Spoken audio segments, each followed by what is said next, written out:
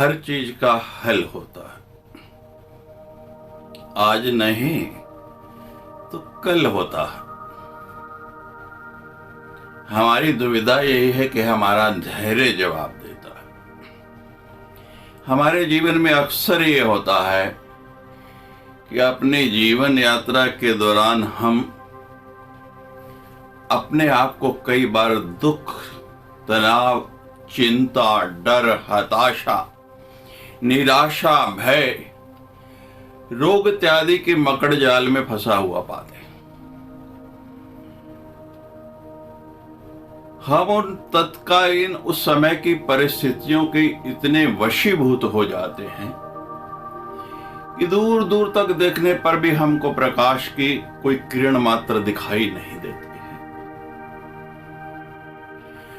दूर से चींटी की तरह महसूस होने वाली परेशानी, बहुत छोटी दिखने वाली परेशानी भी हमारे निकट आते आते एक विशाल काय हाथी का रूप धारण कर लेती है।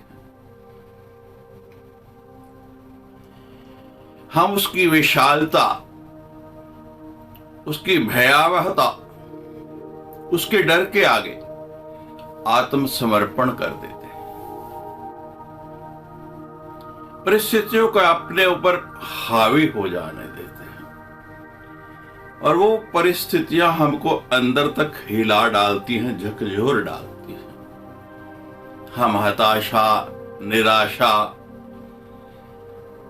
और आजकल का सबसे बड़ा जो रोग है टेंशन में, उद्वेग में हो जाते हैं। एक एक क्षण पहाड़ जैसा प्रतीत होता है और हम में से अधिकतर लोग आशा की कोई किरण दिखाई ना देने के कारण अपने आप को सरेंडर कर देते हैं, हथियार डाल देते हैं। इस समय धैर्य की प्रबल आवश्यकता है। अपने मनोबल को बनाए रखने की बहुत जरूरत है। मान लीजिए कि आप किसी अनजान निर्जन रेगिस्तान में फंस जाएं, तो उससे निकलने का उपाय क्या है? सबसे पहला उपाय है कि आप चलते रहिए, चलते रहिए, चलते रहिए और चलते चलते एक दिन आप उससे पार निकल जाएंगे। और अगर रुक गए, वहीं बैठ गए, तो किसी भी क्षण, किसी भी पल उस रेगिस्तान के अंदर ही आपकी मृत्यु भी हो सकती है। आपको तैरना नहीं आता और नदी के बहाव के अंदर आप डूबने लगे हैं। नदी का जल स्तर आपके सिर से ऊपर जा रहा है और आप हाथ पैर भी नहीं हिलाएंगे, चिल्लाएंगे भी नहीं, तो निश्चित रूप से डूब जाएंगे। आप हाथ पैर मारे, हो सकता है कि उसी से आपको तैरना आ जाए। विपरीत परिस्थिति में आदमी क्या क्या नहीं सीख जाता। चिल्लाएंगे तो हो सकता है कोई ना कोई आपकी आवाज सुन ले। जीवन में एक क्षण, एक पल ऐसा भी आता है, सबके जीवन में आता है। मेरे जीवन में तो अनेक बार आया है। लगता है कि बस अब सब कुछ खत्म, कुछ बाकी नहीं रहेगा, सब समाप्त हो जाएगा। ऐसी परिस्थिति जब आपके ऊपर आए तो अपना आत्मविश्वास, सेल्फ कॉन्फिडेंस बनाए रखना बहुत जरूरी है। पहली आवश्यकता, अपने आत्मबल को कभी भी क्षीण नहीं होने दें, कभी भी टूटने नहीं। दूसरी बात है करेज, साहस। साहस के साथ डटे रहे। कहावत है कि जो डर गया वो मर गया। हर चीज का हल होता है, हर चीज का हल होता है। आज नहीं तो कल होता है। इस बात पर विश्वास रखें। एक बालक 4 मोमबत्तियां जला के गया कमरे में अंधकार था। चारों मोमबत्तियों को जला के बाहर गया और पुनः जब अंदर आया तो क्या देखता है कि 4 में से 3 मोमबत्तियां बुझी हुई। जलाई थी 4, अब कितनी जल रही हैं? 3 बुझ गई, मात्र 1 मोमबत्ती जल रही। बड़ा हैरान हुआ कि अभी तो जला के गया, कोई हवा भी नहीं चल रही है, कमरे में पंखा भी नहीं चल रहा। ऐसा क्यों हो गया? कैसे हो गया? ये मोमबत्तियां बुझ क्यों गई? छोटा सा बच्चा था और तो कोई है नहीं, किससे पूछूं? वो एक मोमबत्ती के पास गया, पहली मोमबत्ती से पूछता है कि भाई तू बुझ क्यों गई? मैं तो तुम्हें जला के गया था। पहली मोमबत्ती कहने लगी, मैं शांति हूं। क्या नाम बताया अपना? शांति यानी पीस। मैं शांति हूं और लगता है अब इस दुनिया में किसी को भी मेरी जरूरत नहीं है, कोई शांति चाहता ही नहीं। हर तरफ आपाधापी मची है, लूट मार मची हुई है, हर व्यक्ति दौड़ रहा है, शांति कहीं रही ही नहीं। और जब शांति नहीं है तभी तो टेंशन है, तभी तो उद्वेग है। कभी हम एक क्षण के लिए भी शांत होके बैठे नहीं। दुनिया भर के काम हमारे पास हैं, उनके लिए हम समय निकालने के लिए मरे जा रहे हैं, लेकिन कभी हमने अपने लिए भी कोई समय निकाला? कभी ये प्रयास किया कि मैं कुछ समय अपने को भी दूं, स्वयं के लिए भी कुछ समय निकले? वो कहती है कि मुझे लगता है कि अब इस संसार में मेरी जरूरत नहीं, इसलिए मैं अब यहां रह नहीं सकती और मैंने बुझना ही श्रेयस्कर समझा, इसलिए मैं बुझ गई हूं। वो बालक दूसरी मोमबत्ती के पास गया, कहते भाई आपको क्या हुआ, आप क्यों बुझ गए? दूसरी मोमबत्ती ने उत्तर दिया, आपने पहली से सुना, उसने बताया वो शांति है तो मैं विश्वास हूं। मुझे लगता है आज किसी को किसी पे विश्वास नहीं रह गया और समय तो ऐसा आ गया है कि किसी को अपने ऊपर भी विश्वास नहीं रह गया है। झूठ और फरेब के बीच मुझे ऐसा लगता है कि इस संसार में अब मेरी कोई आवश्यकता नहीं है, मेरी कोई जरूरत नहीं है। जगह जगह विश्वासघात हो रहे हैं।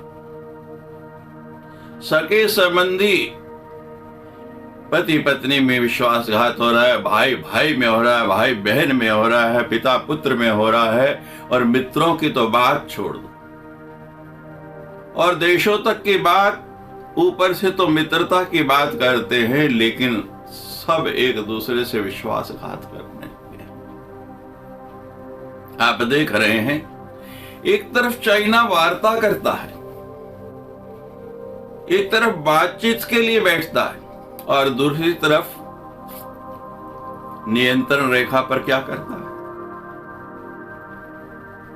विश्वास रहा ही नहीं, सर्वत्र अविश्वास की सत्ता बन गई है।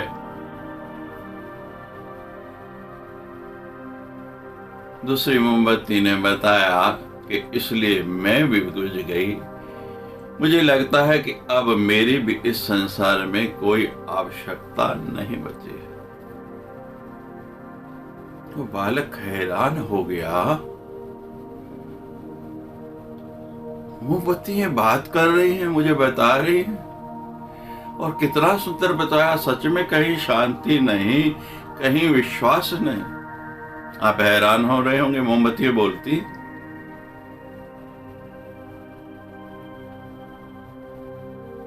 अरे हमारे साथ तो हमारा पड़ोसी भी नहीं बोलता, मोमबत्तियां क्या बोलेंगी? बोलती है मूर्ति, बुलाने वाला चाहिए, श्रद्धा से सिर को झुकाने वाला चाहिए।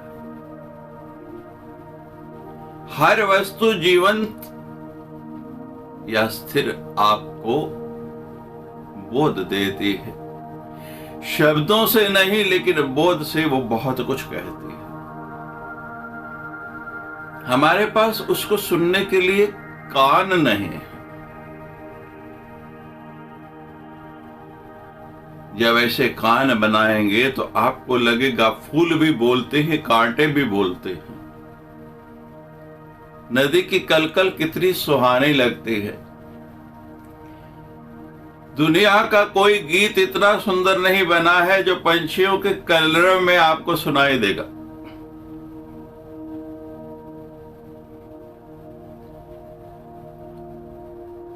वायु इतना सुंदर संगीत सुनाते हैं कि उन्माद हो जाता है,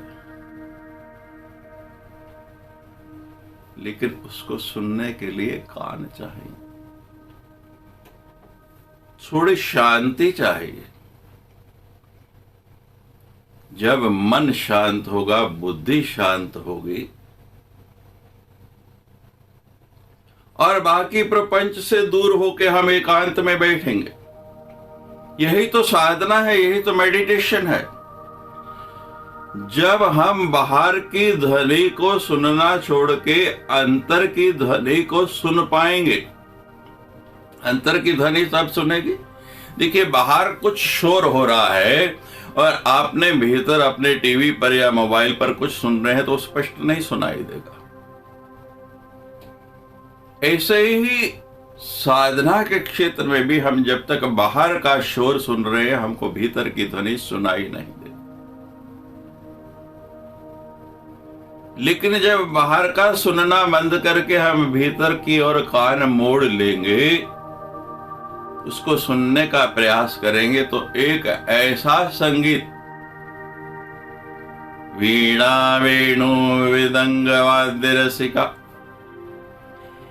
एक एक साज की ऐसी आवाज सुनेगी आपको कि आपको मदमस्त कर देगी।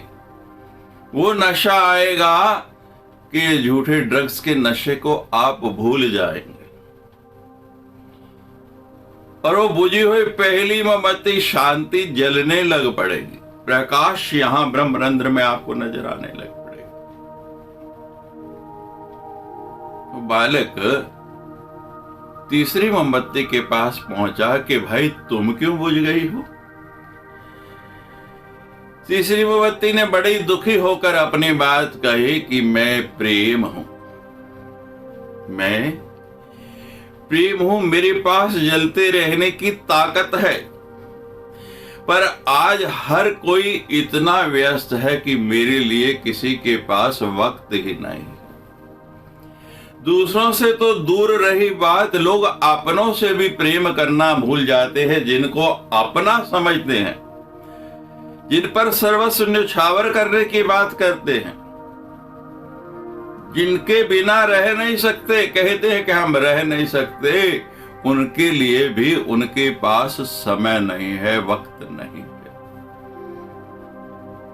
लोग प्रेम करना भूलते जा रहे हैं।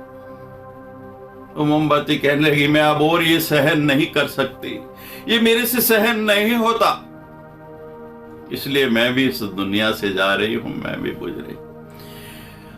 और महाराज ऐसा कहते कहते वो तीसरी मोमबत्ती भी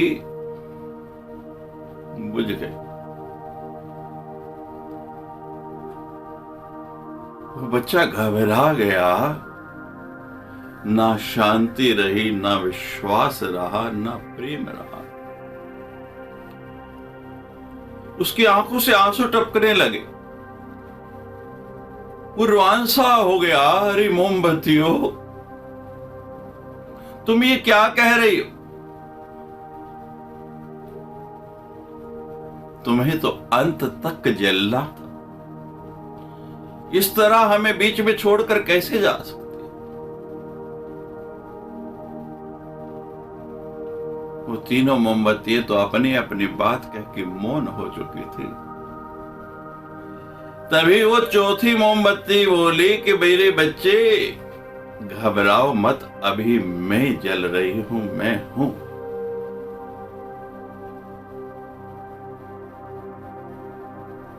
अब बालक उन तीन को भूल गया। महाराज और उसकी पूरी एकाग्रता उस चौथी मोमबत्ती की हो गई जो एक टक अकेली जल रही है। तुम कौन हो? और 3 बुझ गई तो तुम जल क्यों रहे हो?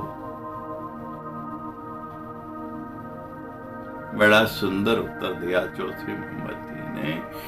मैं आशा हूं, आई एम होप। और अगर आशा जीवंत है तो फिर से तुम तीनों मोमबत्तियों को जला सकते हो, और अगर आशा नहीं रही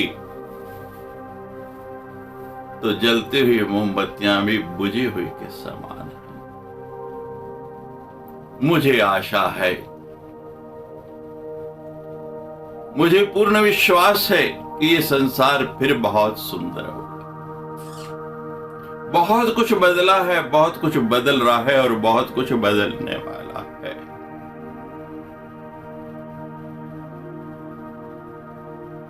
पुनः महाराज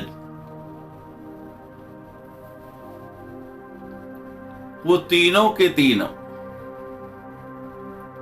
यानी शांति, विश्वास और प्रेम स्थापित होंगे अगर हम लोगों की आशा कायम है। आशा है तो हम कोई भी कार्य कर सकते हैं। आशावादी बनना सीखिए। और निराशा है तो पूरा होता हुआ कार्य भी है, वो भी बीच में लटेगा, उसकी भी पूर्ण होने की शंका ही है। कभी भी जीवन में विचलित नहीं हो, कैसी भी परिस्थिति आ जाए उसका सामना करना सीखें।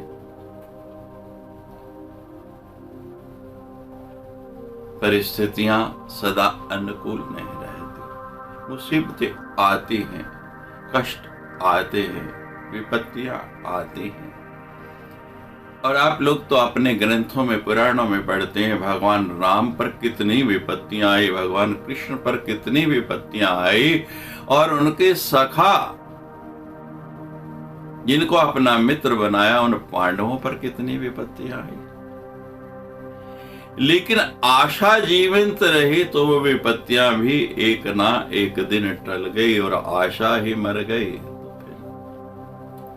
एक राजा था महाराज,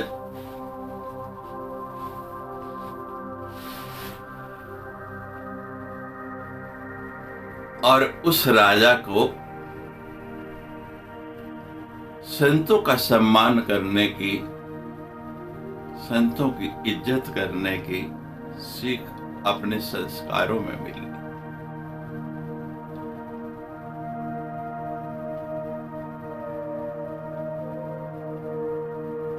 उस राजा ने कुछ संत आए, उनकी बहुत सेवा की।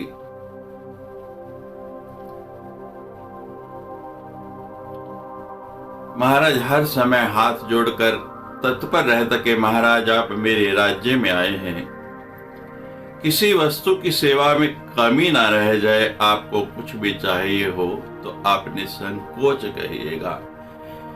आपकी सेवा करके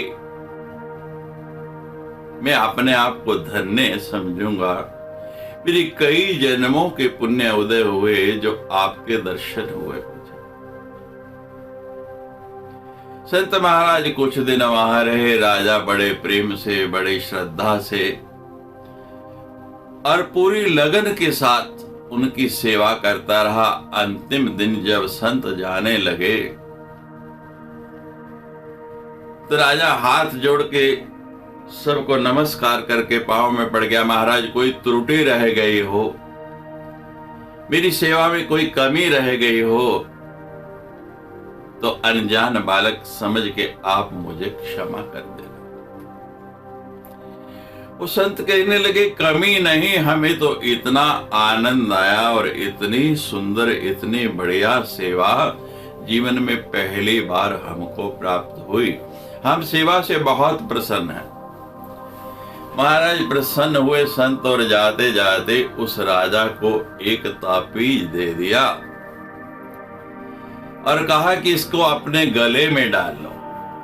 इस ताबीज के अंदर एक ऐसा यंत्र रखा है हमने, उसको खोलना नहीं। जब कभी बहुत गहन विपत्ति आ जाए, बहुत बड़ा संकट आ जाए, तब इस ताबीज में से खोल के उस मंत्र को पढ़ लेना, तुम्हारा कल्याण होगा।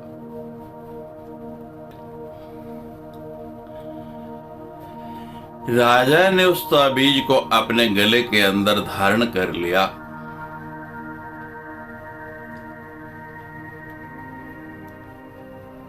और आनंद से राज्य करता रहा। एक दिन ऐसा हुआ कि राजा अपने सैनिकों के साथ शिकार करने के लिए निकला और एक शेर का पीछा करते करते उसके पीछे अपना घोड़ा दौड़ाते दौड़ाते इतनी दूर निकल गया कि ये भान ही नहीं रहा मैं कहाँ आ गया, और सैनिक अलग हो गए, वो अलग हो गया। और महाराज गलती से भटकते भटकते उसके राज्य की सीमा से जो दूसरा राज्य लगता था उसकी सीमा में प्रवेश कर गया। अब ना पास में सैनिक हैं और ना कोई साधन है, और दूसरे राज्य की सीमा में प्रवेश कर गया तो बड़ी चिंता हुई कि अब पता नहीं क्या होगा। इतने में घोड़े की टापों की आवाज आई तो सुना, देखा, दूर से पोशाक से पहचान गया कि ये तो हमारे सैनिक भी नहीं हैं। मैं दूसरे राज्य में आ गया हूं और दूसरे के सैनिकों से घिर गया हूं, अब पता नहीं क्या परिणाम होगा। महाराज साहस नहीं छोड़ा। आपको बताया था कि साहस नहीं छोड़ना है, आत्मविश्वास और साहस बनाए रखना है। अपने घोड़े को एड़ लगाई, राजा आगे आगे और दुश्मन के सैनिक उसके पीछे पीछे भागने लगे। सरपट दौड़े जा रहे हैं, वो आगे आगे पीछे पीछे सैनिक बहुत दूर निकल गए। भूख प्यास से राजा का बुरा हाल हो रहा महाराज, लेकिन घोड़ा दौड़ाता जा रहा है। जंगल में घने पेड़ों के बीच में उसको एक गुफा दिखी तो तुरंत उसने उस घोड़े को कहीं आड़ में छुपा दिया और स्वयं उस गुफा के अंदर जाके उस गुफा की आड़ लेके छिप गया और सांस रोक के अपने ऊपर पत्तों से ढक के ऐसे बैठ गया कि किसी को नजर ना आए। धीरे धीरे दुश्मन के घोड़ों की पैरों की आहट निकले, पास आ गई, एकदम निकट आ गई और उसको लगा कि अब तो मैं पकड़ा गया और अब फंस गया, अब और कोई साधन नहीं है और मुझे लगता है कि दुश्मन के सैनिक जो है मुझे पकड़ लेंगे और निश्चित रूप से वो मुझे मौत के घाट उतार देंगे। अब मेरी मौत तो निश्चित है। जिंदगी से लगभग वो निराश हो गया। महाराज ऐसा निराश हुआ, यूं सिर पकड़ के बैठ गया, हे भगवान पता नहीं क्या होगा। जब हाथ यहां आए तो हाथ ताबीज के ऊपर लग गया और जैसे ही महाराज हाथ ताबीज को छुआ तो स्मरण आ गया,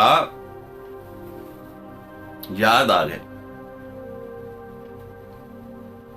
कि महात्मा ने कहा था जब कभी बहुत बड़ी विपत्ति आ जाए, बहुत बड़ा संकट आ जाए, तब इस ताबीज को खोलना।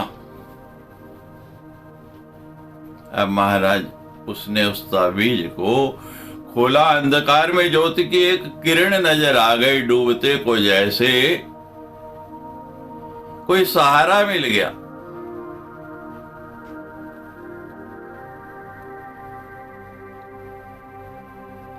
महाराज धीरे धीरे ताबीज को खोला, उस कागज को निकाला।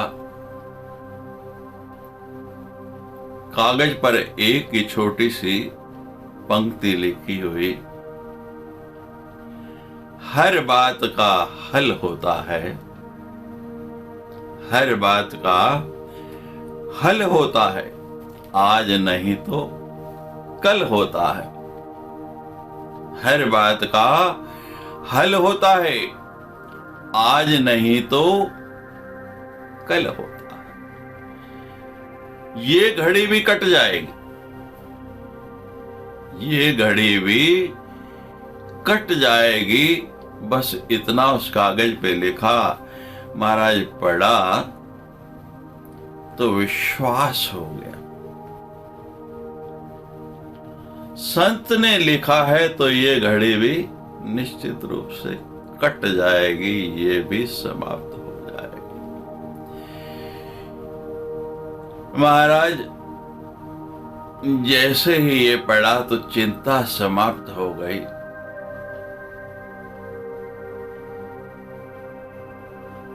और एक चित्त ध्यान में बैठ गया कि जो होना है वो होगा, और ये घड़ी कटनी है तो कट जाए।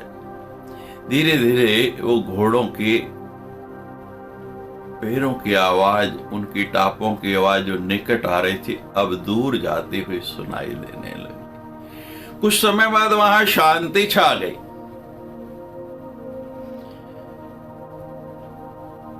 रात को धीरे से गुफा से बाहर निकला और छिपते छिपाते वो राजा अपने राज्य में पहुंच गया।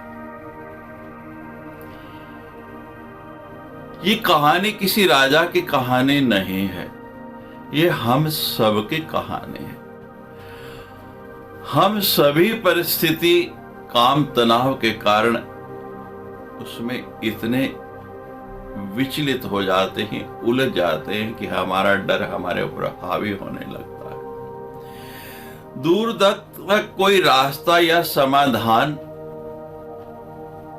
नजर नहीं आता है। ये लगने लगता है कि अब सब खत्म, सब कुछ समाप्त। ये परिस्थितियां जीवन में आएंगी, जब तक जीवन है रहेंगे। ये समाप्त नहीं हो सकती, इनसे छुटकारा भी नहीं हो सकता है, ये जाने वाली भी नहीं है। और अभी तो विश्व एक ऐसी समस्या से व्याप्त है कि संसार के किसी व्यक्ति के पास भी उसका कोई हल नहीं है। पूरा संसार खोजने में लगा हुआ है। हमसे भी लोग रोज यही प्रश्न करते हैं, यही बात पूछते हैं।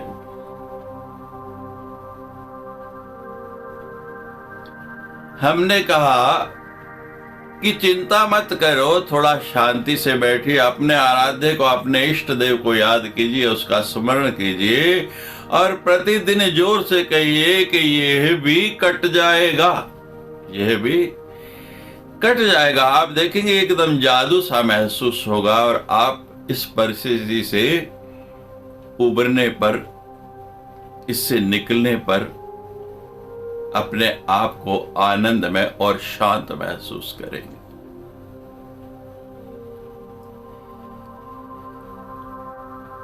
केवल उस पर विश्वास करना सीखिए। इस बात को जीवन का सूत्र बना लीजिए। हर चीज का हल होता है, आज नहीं तो कल होता है। अरे भगवान 14 वर्ष वनवास में रहे, उन्हें राज्याभिषेक हुआ। पांडव 12 साल तक कहां कहां नहीं भटके। अगर विश्वास छोड़ देते, आशा छोड़ देते तो राज्य प्राप्त कर पाते।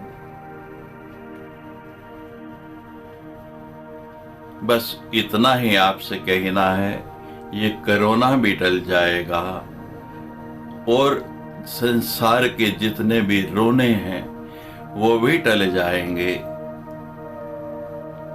लेकिन इस सूत्र को भूलना नहीं, इस बात को कभी भी विस्मरण नहीं करना कि ये घड़ी भी टल जाएगी, क्योंकि हर चीज का हल होता है। कोई पहेली सरल होती है, बड़ी जल्दी सॉल्व हो जाती है, बड़ी जल्दी उसका उत्तर हम ढूंढ लेते हैं। और कोई कोई ऐसी होती है कि उसमें उलझ जाते हैं, उसका उत्तर ढूंढने में कई दिन लग जाते हैं।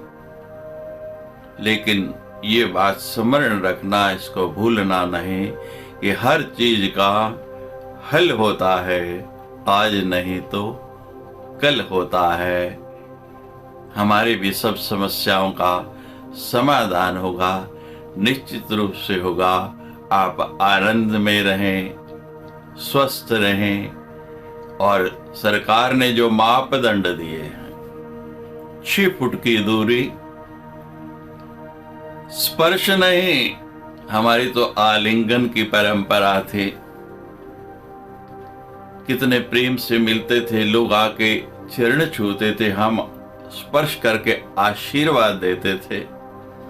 लेकिन समय की बाध्यता, अभी इन बातों का आपको पालन करना है, सामाजिक दूरी बना के रखनी है,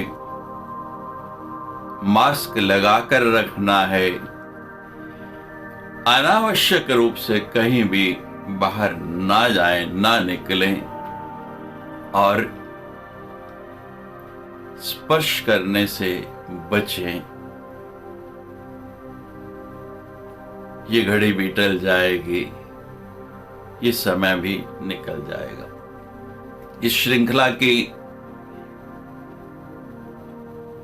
ये चर्चाएं अगर आपको पसंद आ रही हो तो कृपया आप लाइक और कमेंट जरूर करें, और कमेंट में आप किस विषय पर सुनना चाह रहे हैं, आपको कौन सा विषय अच्छा लग रहा है, तो इस श्रृंखला को आगे बढ़ाने में हमको और सरलता रहेगी। हम चाहते हैं कि हम और आप संवाद रूप से और निकट आए, और आपकी जो भावनाएं हैं, आप जो सुनना चाहते हैं, हम वो सुना पाए। आपकी प्रतिक्रिया आएंगी, कमेंट के रूप में आप उनको भेजेंगे, तो हमको ज्ञान हो जाएगा, और भविष्य में हम प्रयास करेंगे कि उन्हीं विषयों पर आपको सुना पाए। ओम शांति।